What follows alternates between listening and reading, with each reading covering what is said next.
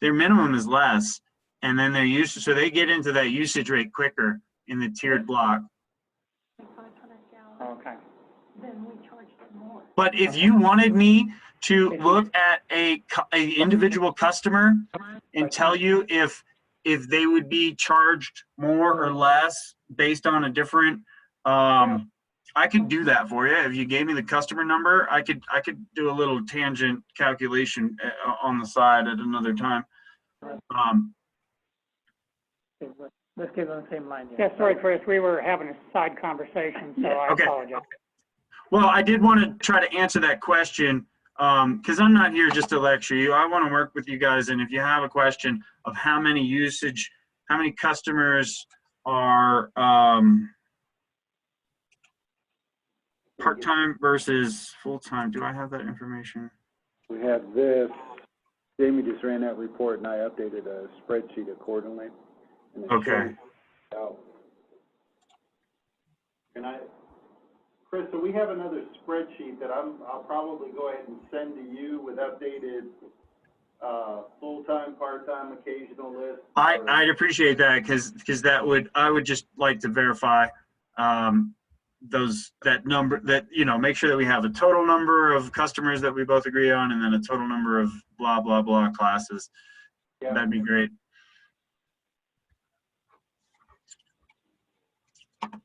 All right. Well, Yeah, that's a pretty good list right I there. like That this. gives you a real good idea of Yeah. what we got. We should share this with all the other board members. Oh, I've got it in a easier spread format to read. That's what I was trying to get to, but I'll Okay. send that to all of you. Okay. Yeah. And so next time I could have just pulled that into Excel and emailed it to you. Oh. You enter it all by hand. Oh, yeah. So Excel, yeah. No worries. just remember that. That's not Excel? Favorite. That looks like Excel. That comes from QuickBooks, right? QuickBooks? No, that comes from the, our billing Okay. program. I like okay. that. Yeah, I thought it was 200 something. yeah, that's a lot more than I thought. Yeah. Yeah, but that's. how many are you finding to be the part-time? Say, ask that again. Okay, water full-time, we have 715. And if we charge 1,182 for the road, that would basically mean it's almost 75% full-time. Just rough numbers. I think that feels right. I didn't think it was proportionally out, you know, in the part-time and the occasional. Between all people that pay the road. So I Right. mean, there's something up there. Well, It could get improved a lot. yeah, still. yeah, just by way of numbers, water full-time on 5/8 lines shows 715, water occasional on 5/8 lines shows 27. So that's kind of the ratio that we've got right now that's full-time versus part-time. Okay. Yeah, and then there was some minimum and some occasional too. And Yeah, is the minimum, is that an undeveloped lot? Right, that's where we've tapped in and the services are available, but they haven't built on the property yet. Okay, yeah. And you know, gathering that information, that's the next slide in my presentation. But you know, we did do a lot of that this summer. We gathered customer information. I used the usage and I got it from you guys, and then I compiled it into a format so it fits into my rate model, where I have each customer, all their information, and then 12 months usage all in a row. And so that was a bit of use of work. We also have the budget, and I think maybe the budget has updated since September, since I've put the rate scenario together.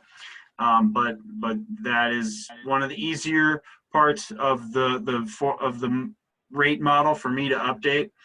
So if we wanted to move forward with 2021 budget, that's not a lot of work. So just getting it to me is really what's required to get that to happen. Okay, we can give you a 2021 budget probably next week, because it'll be going through the board for approval. We have to approve it by December the 7th, I think it is. Okay, and might I ask, are you guys considering a reserve in the budget based on any of the capital improvement studies that you've done so far? No, we're not planning any reserves. Matter of fact, we're dipping into earnings in the budget, so we're not putting money aside. Okay, because I do have that recommendation in what I was able to build from your list of insured assets and their values. So we might, if the board you think is able to or wants to look at a little more in depth at the assets, we can, or how do you plan for that? That's a part of the rate scenarios I'd like to get to. I think your ideas is good, but we're not going to be able to modify our 2021 budget for that. Okay, Too late in the game. I hear you. Okay, well, But the information was very, very helpful.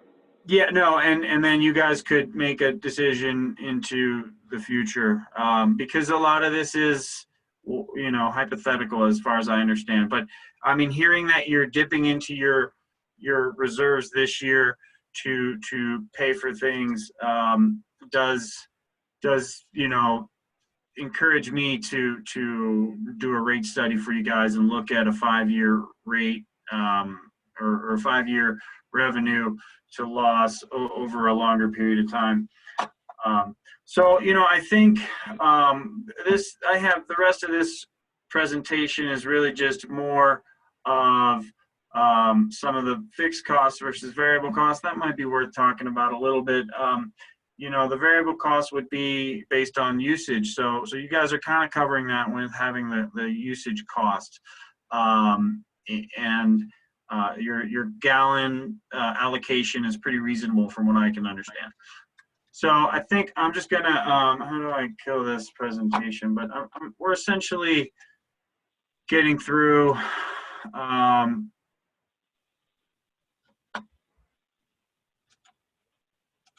yeah, so here at the end of this presentation, let me just finish this and then we can go on to your specific scenarios. So we don't want to make customers pay for poor management practices. We want to make sure that the budget's detailed. Does the system follow the budget? I think so from what I'm hearing. Are collection policies used? I mean, it sounds like that you guys don't really have trouble with that. Sound fiscal policies, like board members are reviewing the expenses and the checks every so often. You know, 2 signatures on large, you know, purchases over $1,000, something like that. Does the system have, you know, those kinds of internal controls?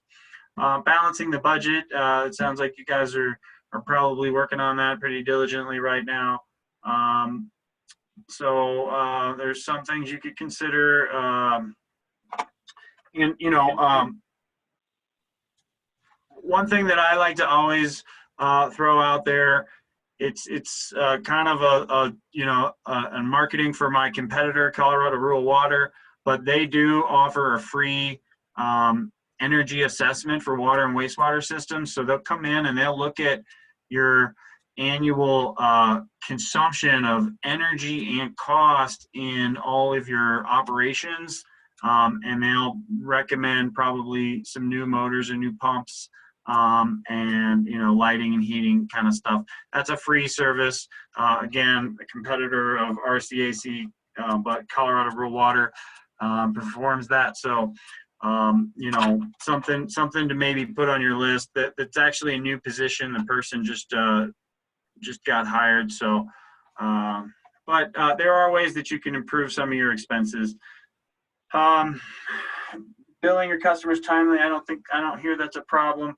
Delinquent accounts, probably, I'm not hearing that. And then meters can, you know, when meters start to fail, and that's at like 20 to 30 years, they start to fail, they count less water. So having a meter replacement plan is going to keep your revenues accurate. You're not going to lose Yep. revenue there. Yeah, Chris, and just so you know, we budgeted that in next year's budget to start addressing all these. Oh, okay, great, great. And then manage accounts smartly. One of the things that you know, I'm not super savvy on bank accounts, but I do understand that if you know you're going to have an expense that's going to come 10 years from now, and you've got some reserve that's just sitting in a low interest savings account, you should put that into a CD or some kind of interest bearing account that is pretty safe, but it's not just flat with the market. And if you know, okay, you guys have $1 million and you have these expenses coming up, you know, you can put those reserves into different kinds of bank accounts that are either easy to draw on if you need some emergency reserve, or you know, long-term planning for system upgrade. You know, that's not going to happen for 10 years. Let it earn some interest. Also, selling the rates, you know, it can be really hard to, you know, have folks, you know, impact their wallet. But really, I mean, who really complains when Verizon charges them another $15 every month for the cell phone or whatever?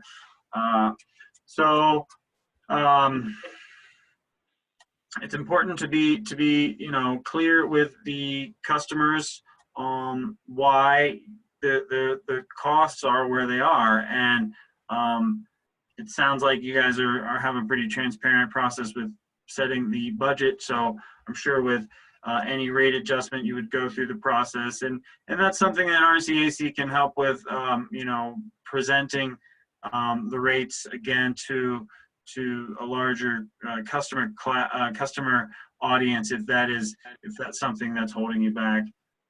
Just for 1 second, Yep. just, I need to ask a question here since I'm newer to the board. What is our process for adjusting the rates? Does the board vote on it? Is that The board, residents? The board will vote on it. yeah, the Okay. board will basically come up with a recommended rate structure.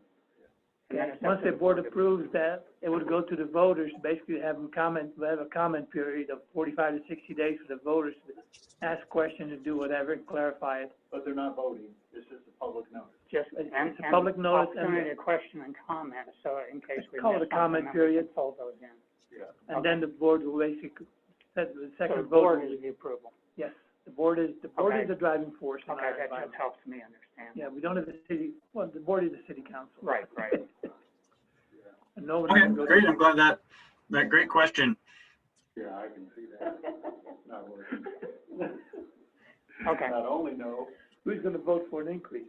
yeah. I love that. All right, so I'm going to go through this scenarios document, and this is based on the input that I have put into the rates from working with the board or with the staff this summer to collect the information. And some of the constraints we're talking about: return on invested funds at 0.5%. That's a really small number, almost insignificant. I don't know if that's worth changing. If it is, you know, please pass that information along. Past inflation. Chris, Yeah. what is our rate of return on the Colorado Trust account? That's what I don't know off the top of my head. Can we find that out? Because I'm always curious about that, but I know it's not .05. Oh, no, it's a lot better than, Yeah. Yeah, standard bank. that's why we're using them. Yeah, Yeah. Colorado Trust is basically a state insured, and we don't rent the problems with the $250,000 limit with banks. And that's where our excess funds are. So I guess we need Okay. to get a number of Yeah, the we should spreadsheet for that get then. the Colorado Trust number. It's easy enough to get. Yeah. Sorry. No, that's great. I mean, I like to be as accurate as possible, and a lot of times I just have to assume. Past inflation and future inflation, that's pretty much what I'm hearing from my colleagues. Future loan interest rates, it doesn't sound like you guys are really interested right now, but usually the USDA kind of loan could be down at 2 to 3%, depending on your medium household income. And we're So- trying to avoid any debt if we can, to the maximum. Right, and I understand that. So I have this screenshot here, which is just to show you, I built in these 6 different loan scenarios into my model, and I'm just showing you the input for the first one with the $1 million loan. And you know, the annual payment on $1 million might be, you know, that's not a huge amount. Where was that? So those are the scenarios that I went through, and Keith and I spoke about that because I do understand that you don't want to take out loans, but if there is some major upgrade in the future, it's unlikely that the reserves are going to be able to pay for, you know, a $200,000 or a $500,000 new tank or a new well or something. So if There are a lot of other pieces, though. Keith is looking at trying to employ a grant writer. So as we go forward with major investments, we can defray that through grants. So Well, there's more what's the dollar figure you're thinking of for what? for a large investment? Like that would be worth writing a grant for? $20,000. I mean, because the way I'm looking at this whole thing, Chris, is there's not really a dollar threshold for that. What I'm doing is I would be looking at all avenues to try to offset any revenue that is generated, that needs to be generated from the utility. So every opportunity to write a grant, we Every would take opportunity. advantage of, no matter how small. Mhm. Okay. And have you guys gotten many grants? To my knowledge, since I've been here, no, we've got none. The But last grant we got, I don't remember how long ago it was, we had a burner for trash and slash, oh, yes. and that burner was really funded, I think it was 80% through a grant. And I think it came through the fire association, something like that. Yeah. Because that was an investment, basically, there's no way we could afford to spend $460,000 for that burner without some assist. Yeah. And that, so I said, I don't remember how long ago it was, but I know it's been probably been within 6 or 7 years. Well, years I mean, to take. barring any federal disaster kind of funding, there's not, I don't know of a lot of funding for small dollar amounts for water systems. The threshold for what is it worth for a town to go through an application with the state revolving fund or USDA rural development funding is around $400,000 to $500,000. So, you know, the effort, the 2 or 3 years it's going to take to get there, it's not a viable dollar amount for a $20,000. We need a new truck. So let me just, I think that leads well into this next part of the setup and the structure of the rate structure or the rate study that I want to go over with you. And so this default funding of asset replacement. So with anything that costs from $0 to $20,000, I'm assuming you want to pay cash for it. You want to be able to save for that, know when that's coming, and pay for it. So Chris, real quick, so just so you all know, this was, Chris brought this up to me, it's been maybe a month, couple months ago.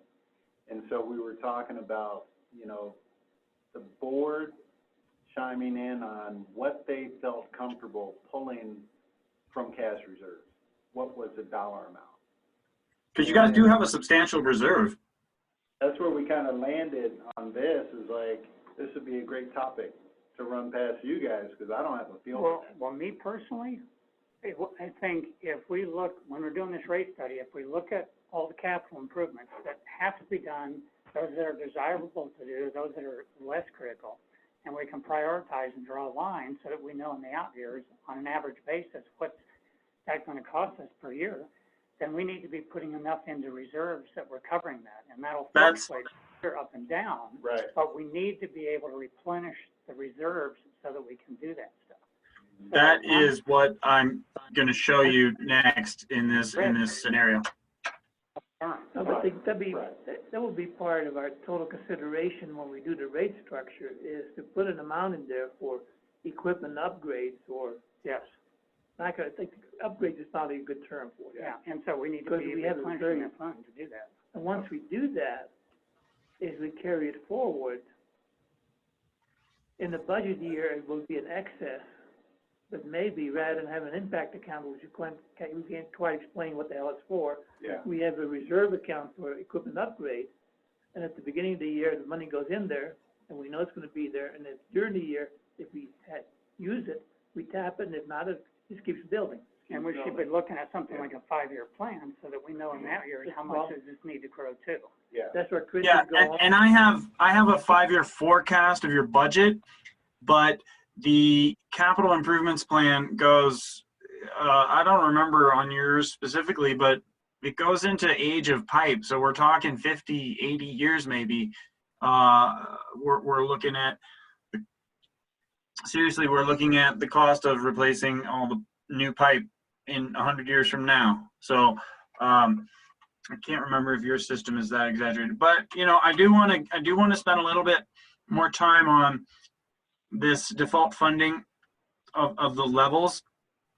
You know, if you guys want to adjust this, because you do have a pretty healthy reserve, that you're going to pay 100% cash on everything up to $50,000.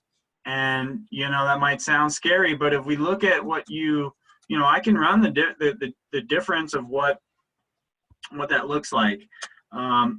So the capitalization threshold, that means what's the smallest amount of something we're gonna put into this. That's $1,000, Chris. Yeah. Okay, I can change that.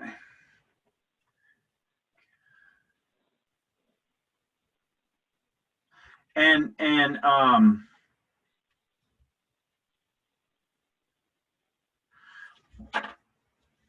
so I can make that adjustment, but do you think that the board wants to discuss these levels of what percentage you want to pay for with a grant or a loan? Because I get actually with the 85% that I put in there, I must have heard that you guys did not want to take on much of a loan when I was building this, because I normally put the grant at like 25%, because I mean, grants depend year to year, you know. So here is just what Chris. Yeah. From your experience, what kind of grant amounts can we get in these various breakouts that you have? You said you normally put 25%, but in this spreadsheet it says 85%. What's the reality of that? Not very realistic. What I see a lot is that, say, let's keep the numbers simple. Say you got a $10 million project, and I know that's way out of your price probably, but say you have a $10 million project. USDA is likely, if you're lucky, there's only 2 search grants that they give out per state per year, and that's 20 to 30 grand, maybe it's 30 grand, for a preliminary engineering report to be done. And that sometimes covers the entire cost of a preliminary engineering report. Sometimes it really only covers half of it. So um, you got to sort of put in some money because the search grants aren't likely to do an engineering study. And then you can go, then you go through either the state revolving fund application or the USD application, and USDA will likely say, okay, we will give you a grant of, let's say, 4 million, and they're going to require some matching funds. DOLA might give you $1 million. DOLA gives up to $1 million for water systems, or they can. If you have mineral impact, I don't know if that's in your region, but that's also a possibility. And then USDA is going to say, okay, we're going to loan you the other 5 million to do this project, and it'll probably be at like 2%. And that USDA does a 40-year term. And so that's what I see a lot. That's what USDA, that's why USDA pays for RCAC and our type of organizations to provide this kind of information and assistance to help the borrowers be better borrowers and be realistic about it. Because, do you guys see yourself having a $2 million upgrade in the next 10 years, 15 years? I think you keep talking about water, but I'm going to clarify that. The upgrade I see us faced with in the future, it's a sewer system. Okay.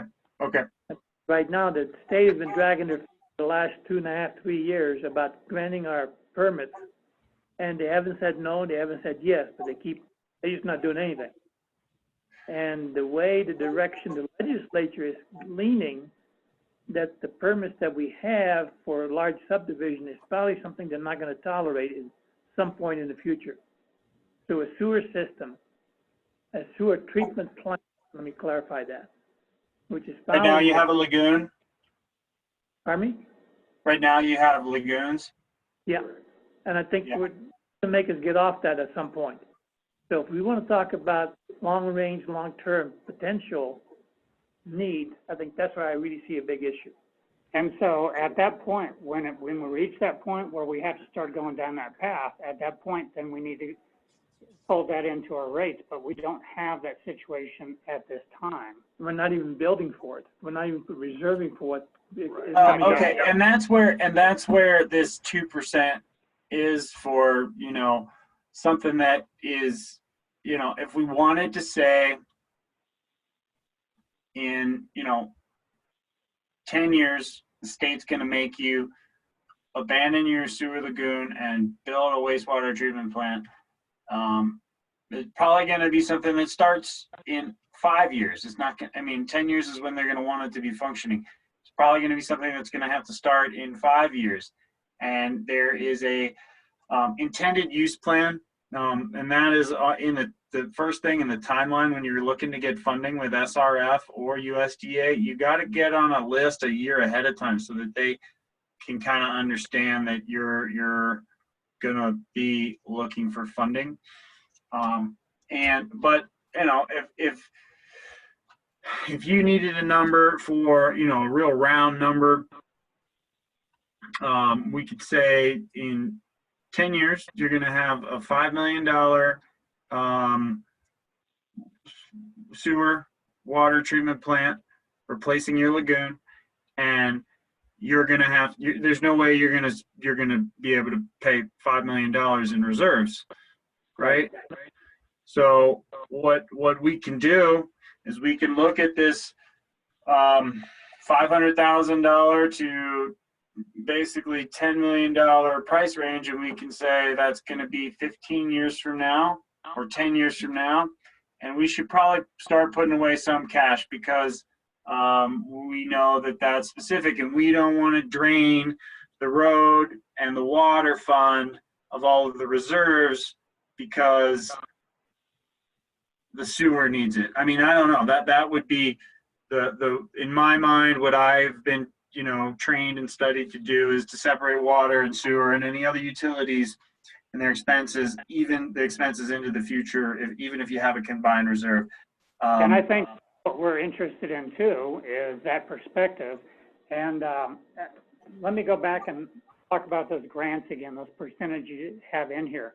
If you have experience that tells you we're not going to get 85% of it covered by a grant, let's put a realistic grant percentage in there just so we've got a target, so that we aren't operating under unrealistic. I can definitely do that.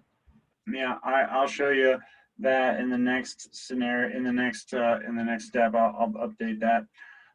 And I did just want to, since we got on the topic of cash of reserves and how they're kind of all in one big bucket, Keith and I discussed that, and here's just the summary of what I thought was the summary of that discussion. We kind of came to this decision that there's a 1.1 million in the reserves, and dividing it the same way as the sewer, water, and general fund are divided. And then Keith thought 5% could go to debt, 35 to operating, and 35 to emergency and capital. And this is all completely assumptions that Keith made based on his understanding, and I needed to have the 1.1 million broken down into how many dollars for sewer, and what is that of easily available operating reserve, what is long-term reserve, and so emergency capital, and so this is the way that we have divided it. I think that now that we're talking about it, I'd like the board to just at least understand that, and if we should make adjustments, we can do that too. Okay, one question I have before we go on. So when you came up with these numbers, was it just off the top of the head, or did you actually roll up the numbers in the budget, or how'd you? Yeah. You rolled up the numbers in the budget. Okay, so this is fairly reflective of what we have in the budget. Okay. Correct. Yeah, and over the past couple of years as well. Okay. So, but that doesn't necessarily mean that is a Well, it's going to vary. board philosophy either. It may have just Right. been the way things kind of panned out. Well, and the fact is, we know that the sewer is operating in the red, and so some of these are going to vary when we're adequately or more accurately billing them, and so these change a little. Yeah. If I may recommend, the board, and I know, and I hate to assign you guys homework, but what I might recommend is you guys deciding how within these accounts, there might be different kinds of accounts, and you might want to assign dollar amounts into sub-accounts for your sewer, road, and water. Because if the sewer is going to be the expense, does the board want to make all the water customers and all the road customers pay for the sewer cost that only a third of the subdivision lives on? I mean, that's where you get into the theory, and maybe I have to at least come up with those numbers for assumptions to build the rate study. And so that's what I'm using. I guess that's something we need to talk about. I think we got to be careful if people aren't going to get any benefit from the sewer. And it doesn't seem on the surface like we can ask them to fund that to any significant amount, not if at all. When But- this topic first came up about a year and a half, 2 years ago, right after I took office, and we found out that the state had not renewed our permits, and we started digging into why, and basically can't come up with any answers. There was a Can I lot tell of- you what I know about that? Chris, Just a minute. there was a lot of objections within the people that were at those 2 meetings that were water users only. That said, I'm not gonna pay, so this guy could sit there and this. Right. It really got very, very hot, Yeah. and it's understandable. Yes, it is. Was that pertaining to just water? That was pertaining to sewer impact. Yeah. Because people, the first comment that was made when I brought it up, for some reason in the past meetings, till I got into the board, nobody ever discussed why in the hell our permits weren't being renewed and what the kicker side was of it was. And Mr. Tolf, in all his blessed comments, says, you're not gonna expect the 200 people to pay the $4 million for a sewer plant, are you? It's, hey, guys, it's the reality of what's out there. Yeah. And that really started a lot of comments. Yeah, well, one thing that was encouraging to me, at least looking at this now, we've got over 400 people in sewer. Yeah. So it's really a more sizable percentage of the subdivision than I realized. For So some reason, it back helps in somewhat. 2018, the number 262 was thrown out by somebody, so I'm not sure where it came from. But with 1,100 and some odd lots, Yeah. only 400 on sewer, I mean, we're still less than half, but. Yeah, but it's real world. No, that's more We're than gonna have to that. do something. Well, if you look at the number that are on full-time water and occasional water, that adds up to less than 750. And just full-time sewer is 410. So that's over half of the people that are residing here. And you got a lot of That that, doesn't seem right, though. well, you gotta Well- remember, a lot has to do with the fact that Unit 5 down below, the quarter acre lots, they're all in sewer. Yeah, And that's where the majority of the population is for the hill. Yeah. yeah. The other ones are all, I got 3.5 acres, the guy across the street's got 3 acres. And I've got 2 acres. So a lot of the 1 acre lots have consolidated into larger lots. Yeah, There's one guy up there who's got 10 acres. yeah, and sewer actually goes in unit 2 as well. Yeah. I mean, cause Jim is on So- sewer, it's pretty amazing. Anyway, we're having to just, I think this conversation is great. I just want to say that hearing it, it makes me realize that the assumption of 34 water and 25% sewer kind of, I mean, that kind of goes along with, it's not heavily weighted with water, but it is also, it's not the sewer fund robbing from the roads and the water. No, it is the sewer fund that's robbing from roads and water. Well, okay. In the breakdown that Keith gave me, I mean, you guys could refine that if you think that 25% is too heavy of 100 between road and water and sewer in general. okay, I got a question here for Keith. Maybe he knows the answer. I'm not sure if he does. But I know the sewer fund borrowed a big chunk of money from the water fund Correct. several years ago, of which 200,000, I believe, is still hanging loose out there. Yeah. What was that $700,000? What was it? Why?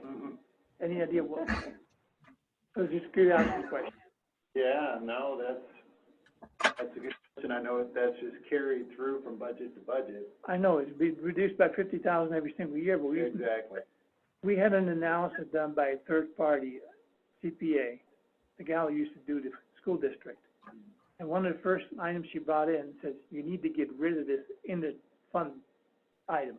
Just finish it off once and for all, just wipe it out. Do something with it. It doesn't impact the total budget for the district. Correct. It's just between these two funds. Right. Because we're feeding the water side right now, and the sewer fund has already got a problem to begin with.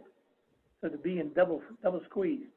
And if that 50 grand came out of both sides, I think when Chris is doing his analysis, when he sees the budget lines on our entries, and you see the interfund transfer between water and sewer, drop it out for your analysis purposes. Don't put that in there. Wait a minute, tell me that again. There's an interfund transfer on the water and sewer. That's In our budget. in our budget. And our actuals, of course, because it comes out.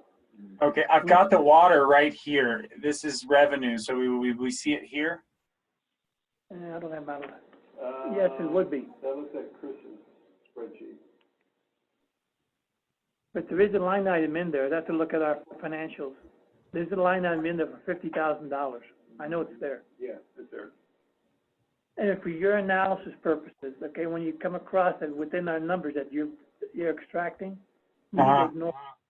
And we need to, as a board and the district, we need to find out what the hell this is all about. And follow the advice we were given 9 months ago. Okay. Nine- Well, it looks like, I mean, I have this in red, the transfer from impact fees. What, that terminology, I can't remember why it's called impact fee. Is that what we're, Yeah, that's not the same thing. that's not the same thing?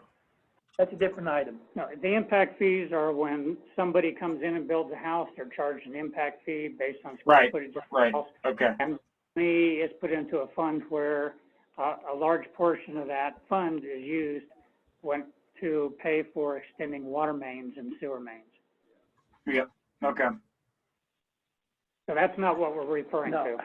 But I wonder, Tony, if that makes sense to really, for this, because I think the fact that the sewer fund isn't solvent and continues not to be solvent and run in the red, if we drop that out, You does know, that kind of paint well, the? we need to drop it out for the budget for the rate analysis, number one. Number two, we need to dig into what the hell caused this and how do we talk to our CPA. Okay, how do we get rid of this entry if we stop doing this? Which is what was the gal that used to be the CPA for a school district? And she got into a difference with the board last year, she resigned. Pam Catron? I think that she used to be the CPA for the school district here for a number of years. And she got tied in with, she got in odds with the school district board, and she quit. We had her take a look at our financials at the time. This is before you came on board, it was done with John. And then one of her first stop lines is, why are you doing this? And all of us were kind of looking at her, we don't know. Yeah, We yeah. inherited. John Yeah. inherited, I inherited. I don't know what caused it, but it seems foolish to keep doing this going forward when you're trying to balance the water and sewer funds. And you got this oddity sitting out there that is impacting you about 50 grand on both sides. One is a gain and the other one's a loss. What I think I hear you saying is when we do the analysis of the ins and outs, we need to say, if we didn't have that unique situation, how much is the sewer costing us? How much is the water costing us? Right. And are we allocating the funds properly, Right. given that we're going to try to Ignoring that retire piece. that? Knowing And that that's we do a that, temporary piece. Let's dig into this piece Yeah. and find out from our CPAs, how do we follow somebody else's advice and get rid of it? Because it is an internal balancing item. It is, yeah. It does not impact the total, it does not impact our financials that we publish for the state. It has nothing to do with that, but internally, it's just a monkey wrench sitting out there that does not allow us to look at these things in true nature, what they are. Yeah, it's just a bookkeeping, It is, but it's still there. word, but yes. But the thing is, you could probably choose to balance the budget and write that off, right? There's probably a legal way to do that and just And I say, think there is, because that's what she was alluding to, but that entity between the change of district manager and that comment just kind of fell on the wayside. I mean, Jamie wasn't even here yet. but then going forward, if you do that, then going forward, we need to know what the right amounts are for sewer and water. Right. So I think that's all Tony was Yes. going to say. Yes, exactly. It's just a little thorn sitting out there that we keep running into. But we can't ignore it till it goes away. Yeah. But what does it take to go away? Like I said, I never was a CPA. I'm no good with numbers. I'm just enough to be dangerous. Sorry, Chris. I got my. No worries. I think, I mean, I'm happy that you guys are having this discussion, and I just needed to respond to a text message really quickly, so no worries. Yeah, I think what I'm hearing is we're gonna redo a lot of this anyway, but it really wasn't that hard for me to run these scenarios, and I just kind of wanted to show you what I had done as far as the rest of the inputs, and I think we should spend a little bit of time. Does anybody need a break? We've been at this for a while. Does anybody need to get up and go to the bathroom or get something? I'm good. Yeah, I'm good. no, I think we're I'm all good too. Okay. Okay. Yeah. No, no worries. You need a, No, I'm good. I got my water here. I'm good. I do just want to kind of show you that we have put a lot of the assets well, all of the assets into a spreadsheet with a lot of information as far as the year that they required, normal estimated life, how much life is remaining. And I'm just going to zoom in here so you can see what we do as we go across. So we got this dump truck, and we are saying it's 25% responsibility water and 25% responsibility wastewater. Right now, this is just the list for water. And so, you know, some of the other things, the dump, that single axle bed truck, that's actually only 12.5% water and same 12.5% sewer. And so we're saying that this initial dump truck's got 35 years normal estimated life and another 10 years. And this being a historical cost from 1993, I don't know if that was a new purchase, probably not. And I wouldn't expect you guys to buy a new dump truck. And again, this is only the contribution from the water. So as you have 10 more years, we're saying the estimated future cost or the future liability of the sewer fund, or I'm sorry, the waste fund on this is $5,000. And so to get there in 10 years, we're putting away, we already have a portion of the existing reserves allocated, and then we're putting away another $400,000 or $400 each year for that dump truck. And as we go through this entire list, you know, you can see that because the price is going to be $5,000 or somewhere between $3,000 and $5,000, we're funding it at 100%.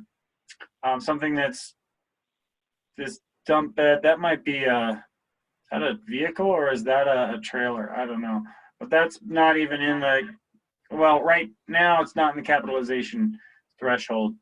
So as we go through, we have all the vehicles, all the heavy equipment, and we're putting away a certain amount of dollars each year. You could see here, let's say the T6 Chevrolet, it's got 1 year left before it's going to expire. That's why we're taking a larger portion from the existing reserves, and we are funding quite a bit with the annual contribution that's being recommended. So you could see there's a lot of detail in here. You got a bunch of pressure reducing stations. Those have a lifespan of about 45 or 50 years. And you've got a couple of them that are got 1 year left. So there's $13,000 or almost $14,000 each that are gonna, you know, those expenses are coming up. And so this list really is comprehensive of everything that you've got coming at you financially in the next many years. And so this number is a little bit hard to imagine, I know, but based on most of the big costs being funded at 100% or 85%, because they're all pretty small,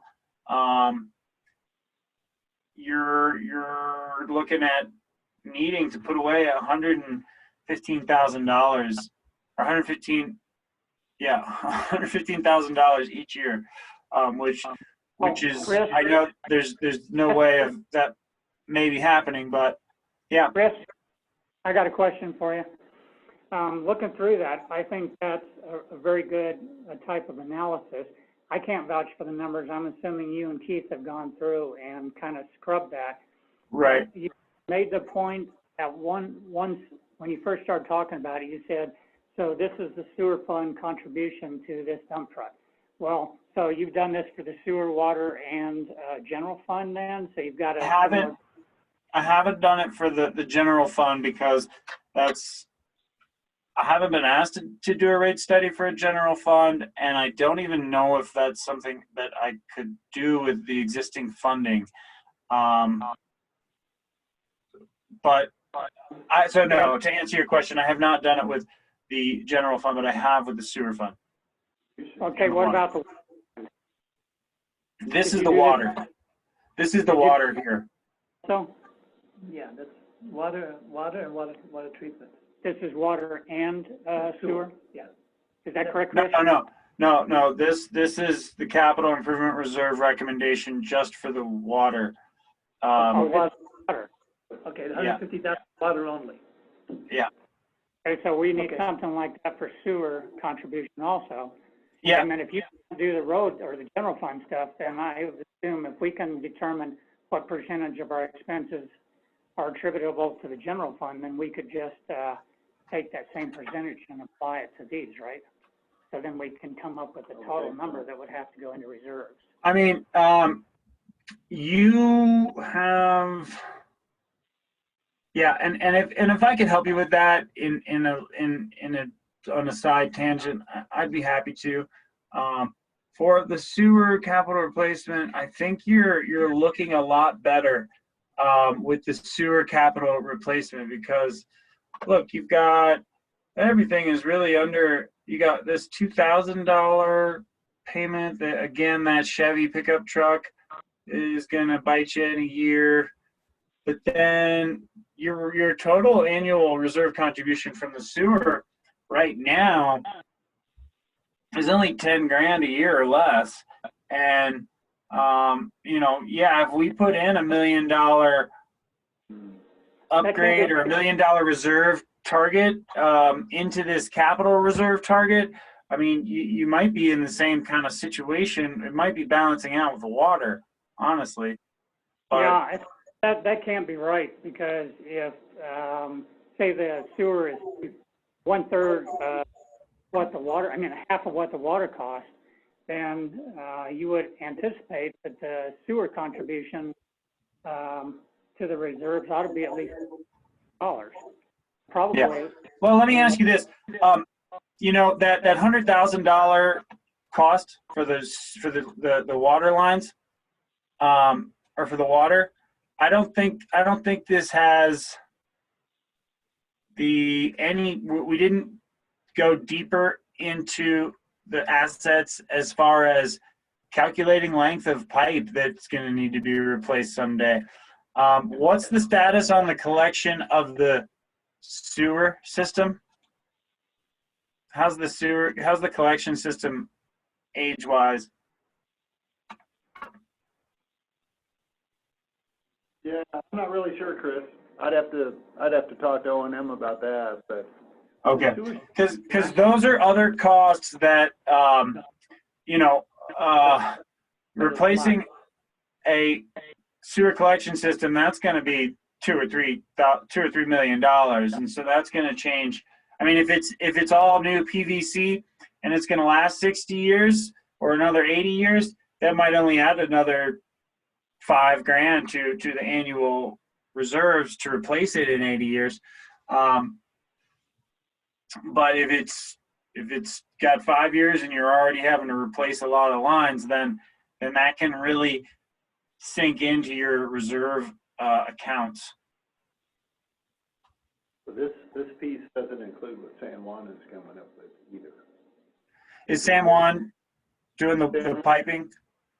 Yeah, they're the ones doing our CIP for us. Yeah, our capital improvement plan. This Right, more, they're gonna actually measure and send some scopes down into the sewer and see its condition. Is that? yeah, because I know one of the items that is coming up that we need to address is we have a lot of asbestos concrete water pipe. Okay, so We're at the yeah. point now that's getting brittle, and that's where we're finding the breaks in the water lines. So at some point, we're gonna have to address that, but. Well, I kind of have a feeling, Chris, that looking at these numbers, somehow or other, we didn't get the right contribution in here for these capital assets from the sewer aspect. So maybe we just need to look at that again and make sure that we've got the right percentages in there. Okay. Percentages of contribution? Yeah, in other words, is Water it sewer mix. 60% water and 40% sewer or what? Because this number, the bottom line number, just doesn't look right. Okay. Yeah. So, Again, but, yeah. The I'll go other back thing to this. that this is what I've been assuming the breakdown on. So 34 water and 25 sewer of your reserves. And so is that what you wanna look at more closely, or also each individual asset? Well, it's the individual assets. That spreadsheet there, when you looked at the bottom line, it didn't look right to me. And I could be totally off, but I think the contribution towards the amount that those assets are used for sewer, it's probably higher than what you've captured in here. Yeah, Okay. am I Oh, there, Keith? maybe. I may be off. Yeah. Okay. No. What you're Yeah, saying. I don't know, we'll have to go back and look at that and see what the contributions are. Yeah. But the other thing to that too, Chris, if we don't include general fund, like when we're talking about the dump truck, I mean, we're skewing the numbers where the burden is being carried by water and wastewater. Right. Well, true. If you don't also increase the cost, attribute that reserve component that the water or that the road general fund has to contribute, and they're not putting away the reserves, then you're right. Then that means that the water and sewer fund are subsidizing the purchase of that dump truck for the roads. So I would, again, I would say I like a challenge if the board wants me to, and the staff can provide me the information on the roads. I could come up at least with a recommendation for what the I don't know if I would do a rate study, but I would definitely be able to do a capital improvements plan that's going to have most of the same stuff, everything that's divided by, 25 and 25 or whatever. I could build a capital improvements plan to look at the reserve assets on that. Is San Juan Engineering doing anything along that line, or where's their scope of work? Yeah, their scope of work is water, wastewater, and roads. Okay. So, and we're hoping to get their plan here, at least a draft plan, in December. Oh, wow. Okay. Well, again, that brings me to another point. I'm flexible to work with you guys at your own time, at your own pace. I think we've maybe dug a little too deep into some of the weeds here, but so I think we've the presentation I think was a worthwhile discussion. We definitely did talk about a lot of goals throughout the day, and the rate study process. I think we're well into that. Do we think we want to kind of come up with some action items or discussion points before the next time we meet? Before you go on, I got to throw in one more variable up in the air here, because I haven't heard it being discussed. Part of our revenue comes from property taxes. And we basically take that property tax and we split it up between our general fund, our water, and our sewer fund. And that's the percentage we apply wherever that came from may have come. And in my opinion, if we apply the percentages, that would tell me basically that the property tax of those people that are not using our sewer, they are in fact contributing to the sewer fund because our percentages are top level. They are. Which is a kind of a skewed number. When you look at revenue, do we need to revisit or justify or explain, whatever the case may be, the split that we're using for the property tax revenue period? Because it basically represents almost 40% of our total revenue, top number of $1,907,000. Well, based on your drinking water, I'm seeing sale revenue at about 325,000 and property tax at 145,000. So let me see there.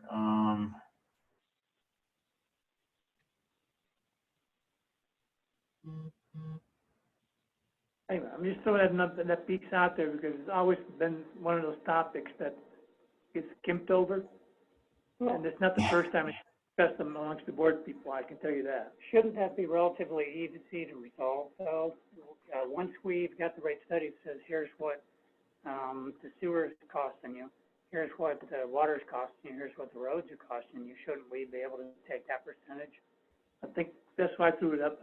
And then we can compare that with that other number and I see know. if we need an That's why I'm adjustment. throwing it out there, Okay. because the property tax is part of the revenue. Yeah. And it's embedded, I'm assuming Chris is gonna run with the numbers that we've given it, Yeah, okay?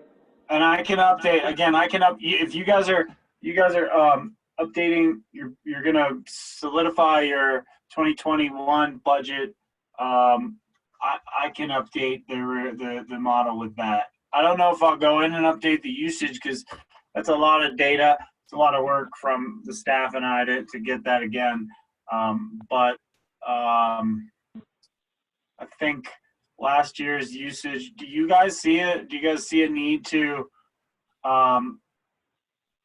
put attention into the customer usage patterns? No. I'm not sure, No. What are you talking about? I'm not sure I understood your question. Well, I'm going to be using, I think it's 2000, it's probably 2019 and some of 2020, 12 months of usage associated with each customer to model how much water you're going to sell and how much income you're going to make from it. Okay. And There's no very, reason. And I know that from year to year, it can vary some, and I don't know if you feel like what, the impact of COVID is something that's lasting that you want to plan for, or if there even is, more people at home, more people using water instead of at their office. I don't know if that's the situation there, but it is in some small towns. Yeah, I think you have a variable that at this point I think is relatively new, because if you throw that out there, I'll throw another one at you. Yeah, okay. Between the drought versus the wet season, when the drought year, we use a lot more water for those people that water their lawns, and when we have a lot of humidity and we get our monsoon, the water bill is less. I know Okay. I must pay for the water because my wife wants grass. Yeah. Right. I mean, so I don't think those pieces at this point, that's something we can look at fine tuning in the road if it becomes a long-term effect. And for right now, I just kind of stick with where we're going. Yeah. Okay. We'll manage it too much. These are, Chris, what we're seeing are spikes in taps and those types of things this year because people are doing that. But I think if we try to incorporate too much of that stuff, that again is gonna skew our Yeah, data. it's skewing, yeah, a long time. Yeah, and the way I like to recommend, if you do have a boom in home sales and tap revenue, is that money gets, if it's a sewer tap, that money goes to the sewer capital improvement reserves. Or if it's a water tap, it goes to the water capital improvement reserves, because you're only saving, we're asking you to save $115,000 next year, or my model is, and if you have $30,000 in new tap fees usually, but now it's $60,000 in tap fees, well, that balances out that 115 you need. So yeah, I don't like to plan on tap fees supporting the operational cost, but I definitely recommend that you look at that revenue and put it in the capital reserves. Hey, Chris, one more question. You've got that detailed analysis of all that capital equipment there, and you're hesitant to go update that, and I understand your hesitancy. Oh, no, the capital improvements? No, I'm talking about all the capital equipment. Yeah, capital. Yeah. I would be happy to work with the operator or whoever in the staff to update that. What I am hesitant to update is the usage information, because that's a lot of work, Excel formatting and verifying the data. So I'd be happy to review the capital improvements, all the asset lists and their condition and costs, if you feel that that's where we want to put our effort. No, what I'm talking about is, because we need to attribute some of the expense of that equipment, or, that we need to capitalize it for the general fund and the water fund also. If those things are not accurate or if everything's not adequately counted, would it be possible for you to provide us the editable spreadsheet? So down the road, we can do that ourselves if that's outside of the capital improvements plan that No. I have. Oh, I can. Okay, I'm sorry. What you're calling a capital improvement plan, we may be talking about two different things. You're talking about, you were showing us the list of all the dump trucks and you were attributing to water or sewer. Right. Okay, that's what you're calling capital improvement plan. Now, are you saying you can update that, or that's beyond your scope and you? No, I can update. I can update this, and I have this in a. I think I have this in a separate. Yeah, I have the drinking water and the wastewater in a separate file, and that one I am confident that I can share with you. I can't share with you the rate model because it's pretty complex and it's taken a lot of resources to develop. But the standalone, I can share that Excel file with you, which is executable, and you can update it. I will make a note to share that today. Okay, because if we're going to do something like this for the roads then too, it would be helpful if we had a format and we could go put some percentages for this equipment in, because there may be stuff on here that's not even counted for the water or sewer, like the road grader. I don't know if that was. I think we got the road grader. The things that are not counted are going to be the probably the pipeline for the water distribution and the collection system for the sewer. Now, San Juan might give you this information. They might give it to you in an executable file too. But if they don't, you can have somebody translate the data into this model and have your per year reserve recommendation based on what the board sets as far as thresholds of 100% under 100,000, we're going to pay for it. 25% we're going to save for costs over 100,000 or something like that. So I can send that to you. I got a note for myself to do that. Now did I? Oh, go ahead, Keith. No, Chris, I kind of wonder how we're going to incorporate the roads into this. So if we're going to continue with the spreadsheet that shows the percentages, I wonder if we would cover them by default if the percentages don't total 100%. Well, that's the thing, yeah. And I am on the dump truck. So if it's 40% water, 40% sewer, then 20% road. 20%, So we and can we're not assume including 20%. that. So 20%. So we could build a spreadsheet similar to these. well. I'm going to give this to you.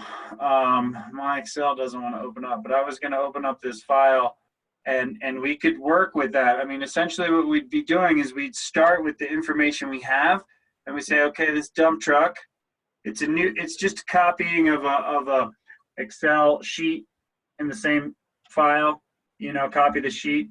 And then we'd say dump truck, it's 50%. And then I think in this column here, it's probably calculating 25 or 0.25 times whatever the full cost of the dump truck was. And we can change that to 0.5. And not everything's going to make sense. I mean, the water system's not going to have these tanks or pressure reducing anything but the plant shop is here. And so that one is divided, looks like 33, 33, 33. So you do have a pretty good list even right now, that if I know you said you're not gonna add reserves into this year's budget, but if you wanted to, I mean, I could hack that out, and clean it up, and I might just do that. I'll start a new sheet in the file I send Keith, which has the roads as much as I can understand. Like, I'll take out all the water stuff, and then that'll at least be a basis for you guys to build, add a bridge or add a culvert or whatever to your road infrastructure, right? Okay, and I think it would be relatively easy if you create that third sheet. If you Yeah, I'll see do that for you. No problem. if you, let me finish. If you see that we're accounting for 50%, 25% water, 25% sewer, you know the other 50% of that asset should be accounted for under general fund. So it should be pretty simple to put the percentages in that third sheet, I would think. Okay, so I'm assuming roads, but could you clarify for me roads versus general fund? Just call it general fund, because the roads Call are it general fund. general fund. So we only need 3 spreadsheets: water, sewer, and general fund.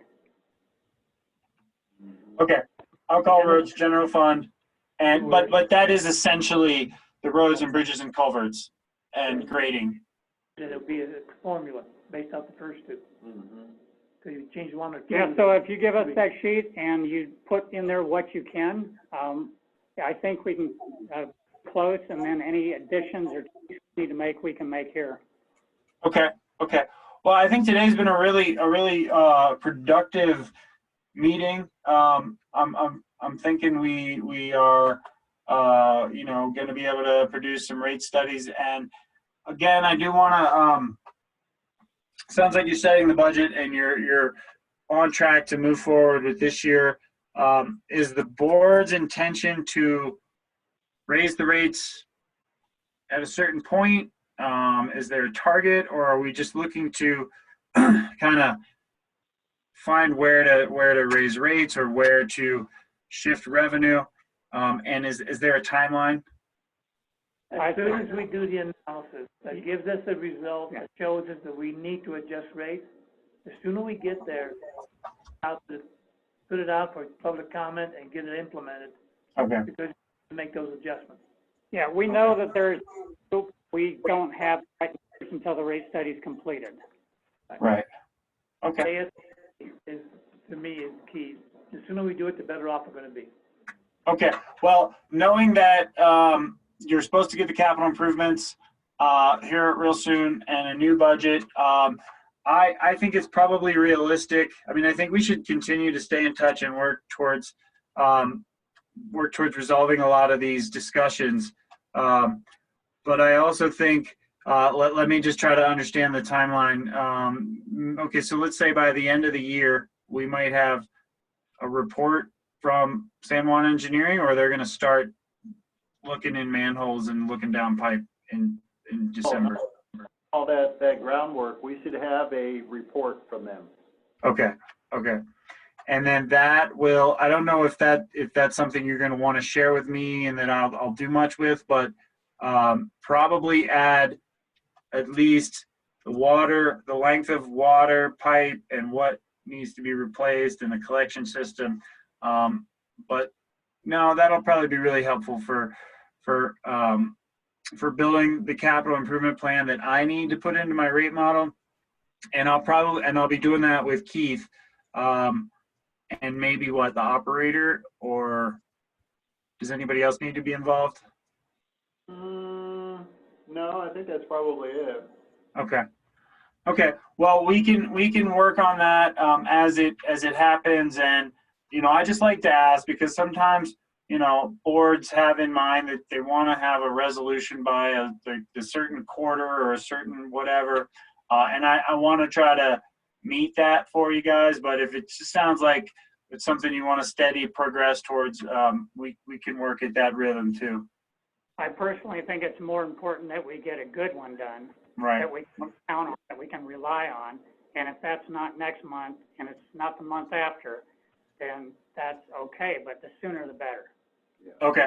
Well, as far as action items for myself, you guys have given me some details in the rate structure to update. So I'm going to update both of the rate models. And then I'm going to also create a capital improvements plan, separate file for the general fund. And I'm just going to take out anything that's water, and I'll leave in the stuff that is shared.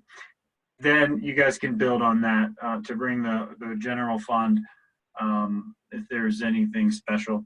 So those are the two action items I have for myself. Do we have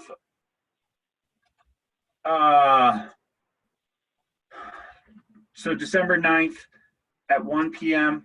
That's the next meeting we're looking at.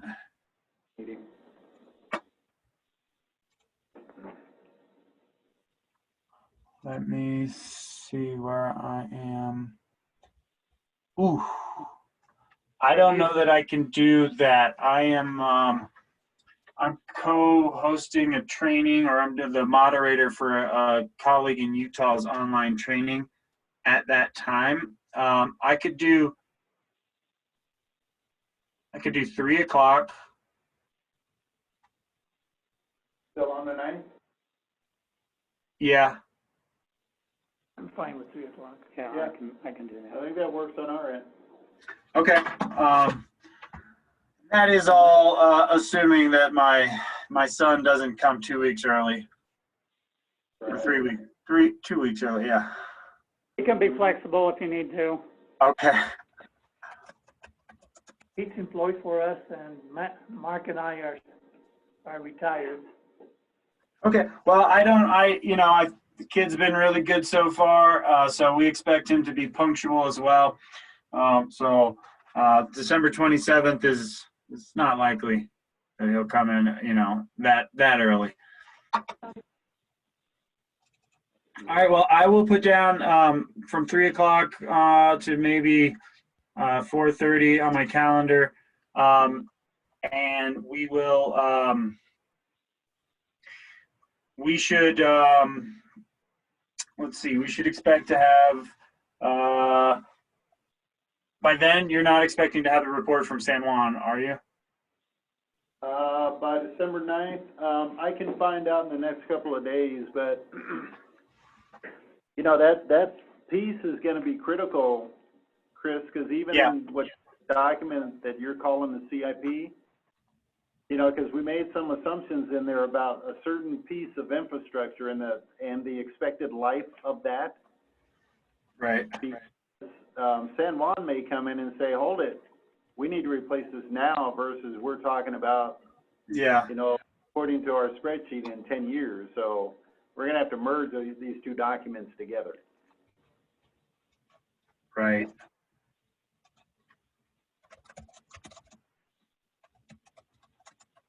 Okay. Well, I think, again, this has been a pretty good meeting. So I guess in that last vein, let's keep the 3 o'clock hour penciled in on Wednesday. But if, say, you guys are gonna get the report from San Juan, on the 12th or something, it might make sense to hold the next meeting after we've gotten it or had a chance to look at it. Yeah, that's fine. Okay. So I guess that'll just be the one action item on Keith, and then once I send you the capital improvements plan, Keith, the executable file, you can work on that to add in any road stuff. Or I don't know, maybe it doesn't make sense. Maybe it makes sense to wait until the San Juan report comes out, because they might give you something more comprehensive, Yep, agreed. Okay. All right. Well, let's pencil that next meeting in, and if we want to adjust it based on San Juan engineering, we can. Okay. Okay, works on our end. All right. Thank you. Well, it's been nice chatting with you folks, and look forward to the next steps. Yep, Thank you, Chris. Thanks. Thanks, Chris. All right. Happy Thanksgiving, everyone. You too. Oh, hey, you remember one thing, as my wife says, remember, gravy is not a beverage. I'll distract myself with other beverages. Oh, that's good. Yeah. All right. Enjoy the time off, guys. All right, you too, Chris. Take Bye. care. Bye-bye. I'll let you guys